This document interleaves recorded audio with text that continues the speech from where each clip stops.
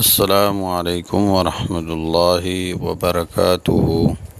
ټول تعریفونه د رب ذوالجلال دپاره چې خالق او مالک او پروردگار د کل عالم دی، او درود پاک په خاتم الانبیاء د مدینی جانان حضرت محمد صلی الله علیه وسلم باندې.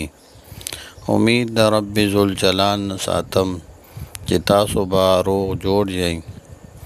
الله جل شانه د هر قسم مصیبت، تکلیف، آفت او پریشانی نه په امن کې وساته، او الله جل شانه د وبایي امراضو نه په امن کې وساته.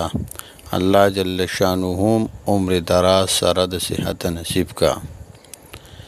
عزتمندو، تاسو د فارمانن یو وظیفه راوړې ده چې هغه د دې میاشتې او د دې ورځو په مناسبت سره ده. هغه وظیفه ډیره اسان هم ده او ډیره مجرب هم ده، او د دې ورځو سره یې مناسبت هم دی.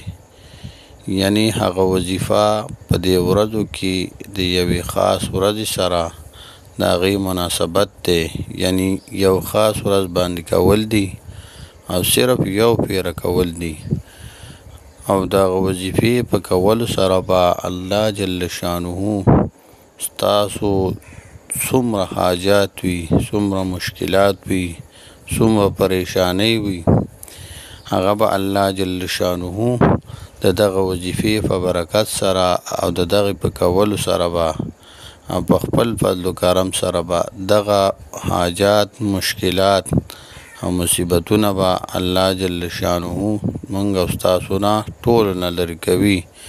او د ټولو نه عظیمه او د خوشحالۍ خبره پکې دا ده چې دغه وظیفه سړی په دغه یو ورځ باندې وکړي، نو الله جل شانه به ټول کال خوشحاله ساتي.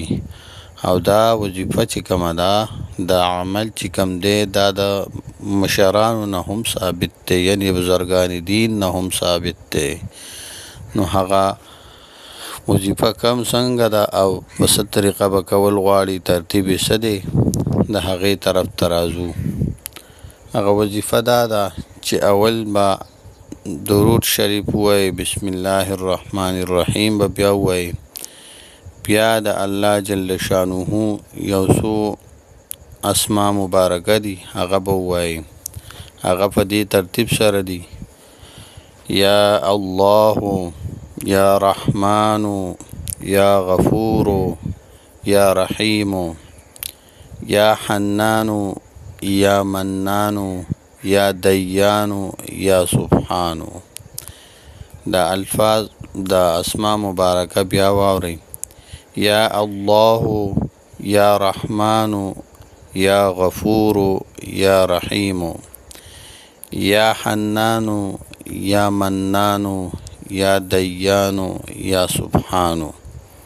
د دین پس په بیا درود پاک ووایئ په نبی علیه الصلاة والسلام باندې، او د الله جل شانه نه به دعا وکړئ.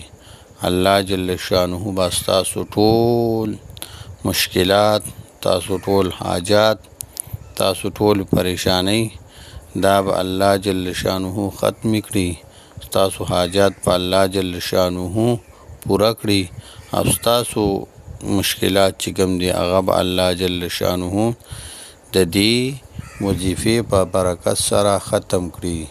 او دا وظیفه به کله کول وي؟ دا به د 12 ربیع الاول په ورځ باندې کول وي. څو پیرې به دا الفاظ ویل وي، مخکې به د درود شریف ووایئ، بیا به دا الفاظ 11 یعنی 11 پیرې به ووایئ، 11 مرتبه به ووایئ، بیا به د هغې نه پس درود پاک په نبی علیه الصلاة والسلام باندې ووایئ، او بیا به د الله جل شانه نه دعا وکړئ.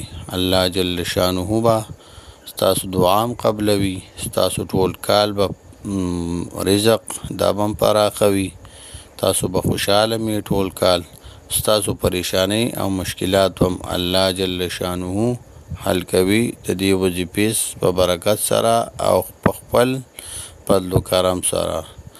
السلام علیکم ورحمة الله وبرکاته.